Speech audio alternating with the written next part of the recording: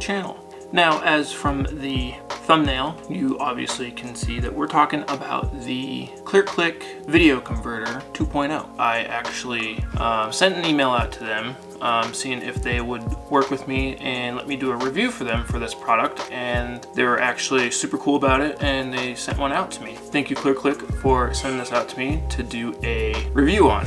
So let's get into today's video on this product. So if you're wondering, this is a digital video converter. So what you can do with this is you can digitalize video footage from old video cameras like VHS, and it will put it onto a SD card or a thumb drive. That is actually super cool about this. You have a couple different options on how you want to save your footage, so you don't actually have to plug this into a computer. So this converter actually has a built-in screen on it so that you can actually see what you are recording and viewing. And it's a 3.5-inch screen, which is actually really big. This device is actually a lot bigger than I expected it to be. I thought it was going to be like, I don't know, like iPod Nano size. Like I thought it was going to be super small, but it's actually like decent size, at least like the size of like a smartphone. So with the 2.0, it has a better audio syncing system on it. So the first version didn't have, you'd record and the audio from it wouldn't sync up sometimes with the video.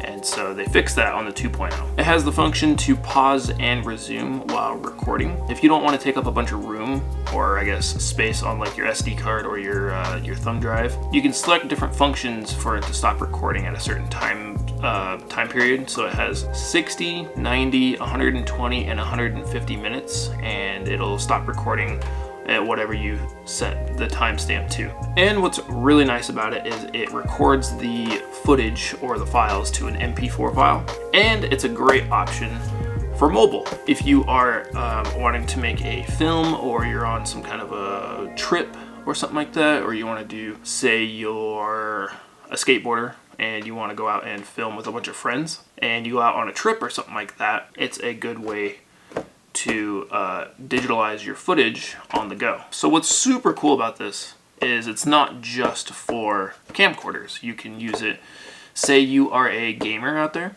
and maybe you want to do some old school playthroughs or like let's plays or whatever. I don't know what's trendy nowadays for gaming content, but say you have a Nintendo 64. Well, you can hook this up to your Nintendo and you can hit record on it, and it will record what you are playing on the game. Or say you want to play some old PlayStation 1 or PlayStation 2 games, you can do that as well. And if you have maybe some old VHS camera footage and maybe your VHS camera doesn't work, you can always hook this up to a VCR and put that tape in and record your home movies from a VCR. So now I will go ahead and open the box and show you what is inside and what it all comes with. So this here is the box, and when you get it, it will showcase some of the things that it comes with.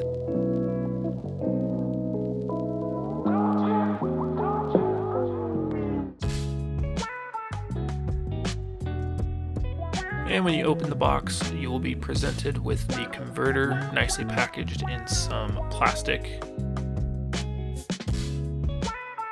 It's nice because it comes with a wall plug-in. Electronics nowadays seems like they never come with a wall plug-in, so this is really nice. And your USB charger, your AV cables. It does not come with a S-video, so you'll have to purchase that elsewhere.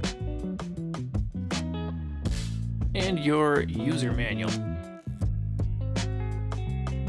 Now that we're done opening the box, this is what the device looks like. Like I said, it's pretty decent size. Like it's maybe the size of a smartphone. So yeah, it has a decent sized screen. It has a good quality looking screen. I'll go through some of the buttons and features around it. So you have your selector, I guess your D-pad, I guess you could say, to get around in the menu and stuff.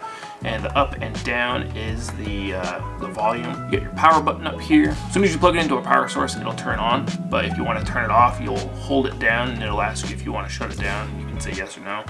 And then if it's still plugged into a power source, you just hold it down again and it'll come on. Bring up the little load menu. It has your record button down here. So when you go into the camera and you're ready to record, you just hit play on your camera and hit record on this, and it records in real time. And then you have your menu button, and I will go through the menu and show you some of the stuff. It's not a huge menu. And then you also have a mode button. So what's cool about the mode button, you have a record function, and then if you hit mode again, or if you hit mode once, it will take you to a photo function. So pretty much what it does is it takes a screenshot of what you're doing. So maybe you get to like maybe a frame that's like super funny or something. You can pause the frame on your camera and then just hit the record button if you're in the photo mode, and it'll take a screenshot of it. And then there you got somebody making a funny face or something like that from your video footage. And then if you hit it a second time, it'll take you to the playback function. Once you get done recording your footage, you can go to the playback function on here and you can watch it on here. And it has speakers on it, so you can listen to it. And it gets pretty loud. Like, it has some pretty good speakers on it. So I do like that a lot. Moving around here, you can see you have a SD card slot. It's not a micro SD, it's a full SD card, which I kind of like better. You got your DC in, that is your power supply, pretty much just a basic USB. You have S-Video with it, which is awesome. And I will show you a little trick on this if you don't know how to use S-Video. You have your RCA or component plugins, your yellow, red, and white. You have a HDMI out, so you can plug this into a TV or some form of a monitor. And you have a USB. So that is another way of saving your video footage. And then, like I said before, it has speakers on the side here. And what's cool about it is it actually has some feet on the bottom of it, so you can set it on your desk or a table or whatever, and it's not going to slide around. They're rubber, so they're nice and grippy. You can see these little grooves right here. You can take some nails or screws or whatever, and you can actually hang this on the wall or your desk or wherever you would think would be fit. Alright, so this is the screen when it first loads up, and then it'll just go to a blue screen because it's showing that there is no connection to it, obviously. There's nothing plugged into it besides the power source. So let's go ahead and scroll through the menu here. Go ahead and hit menu. So you can change the language.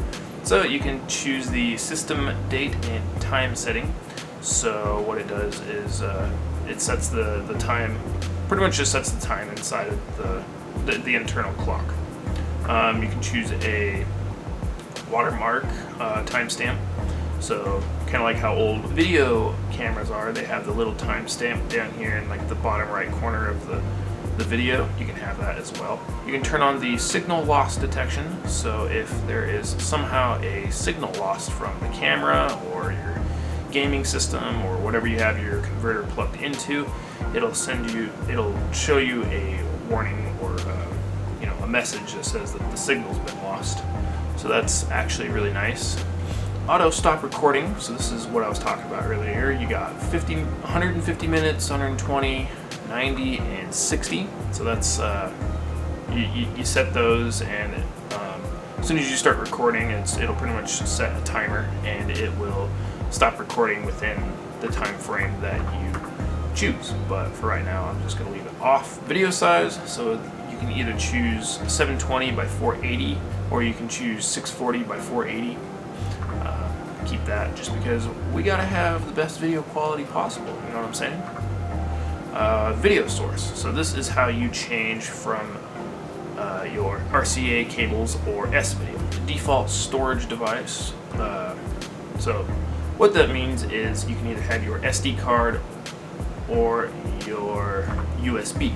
And schedule recording, so if you have this plugged in and you have it turned off, you can have it start recording daily, and you can set the time and stuff like that. You can do it once, or you can do it weekly. So you can do it like once a week, like every Wednesday at a certain time, or daily at a certain time, or just once. So you can set it within like an hour or whatever you want.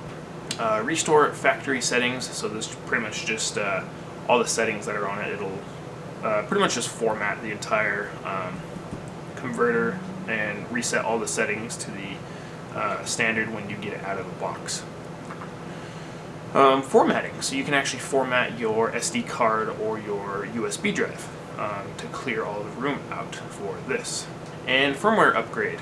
So that you have to have, I think you have to download a software upgrade onto a SD card and then plug it into this device, and it will upgrade it from there. Firmware version. So it is the 2009 24CCAL. And that's pretty much the menu. You can just push menu again and it'll go back to here. So the mode, so up here in the top left corner you have the camera mode, or the record mode. So if you hit mode again, then it goes to like a little picture icon. So this is how you take screenshots. You just hit record on that and it'll take a screenshot. And then you can go to playback. And obviously I don't have anything plugged into this, so it has a little file with a frowny face because we don't have any files yet. So that is the menu and all that. So I'll go ahead and plug this into a camera and show you how you would hook it all up. Today we are going to be using the infamous Canon XL1 to show you how you can hook all of this up. So let's get started here. Okay, now first off I'm going to show you how to use it with composite or RCA. So you're going to go ahead and plug your component cables into your camera. Once you have those plugged in, you're going to do the same thing on your recorder. Okay, so now you're ready to go on here. So what you would do is you're going to rewind your camera or your tape to the point that you want to start recording from. Once you are ready to start recording, you hit play on the camera and you're going to hit record on your converter, and it's going to start recording what the camera is playing in real time. The way that you're going to do S-video is you're going to unplug the yellow cable, because that is the video cable for the component or RCA, and you're going to take your S-video and you're going to plug it in. S-video is always a fun one to try and plug in my opinion. So now when you have your S-video plugged in, so S-video does not have audio in it. So the way that you have to do it is you have your S-video plugged in, and then you'll have the two white and red cables plugged in because those are your left and right audio cables. When you have S-video plugged in, just make sure that you go into the menu on your converter, change it from AV to S-video. So two things that I think could make the ClearClick Video Converter 2.0 a better video converter. I just think it would be cool to have a touchscreen on it.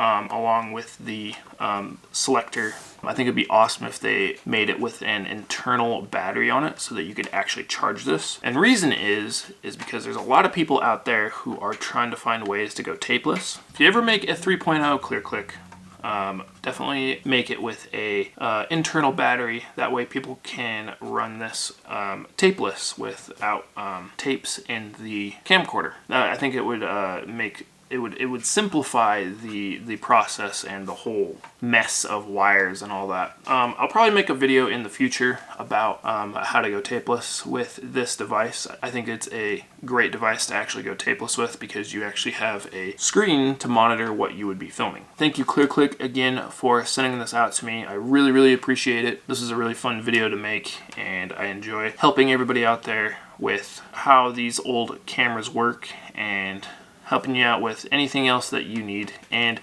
if you do get this or you do have it and you have any questions about it, definitely leave me a comment. And you can always go to clearclick.com and shop their other products that they have. I'll leave a link in the description to their website and some affiliate Amazon links to this as well if you want to check one out. We will cut to some video footage of me riding a longboard. Yeah, thank you for watching, and we'll see you in the next video. Alright, my dad bought me this here longboard. I've never actually ridden a longboard before, so yeah, I got it for my birthday, and we're gonna go give it a spin around the greenway.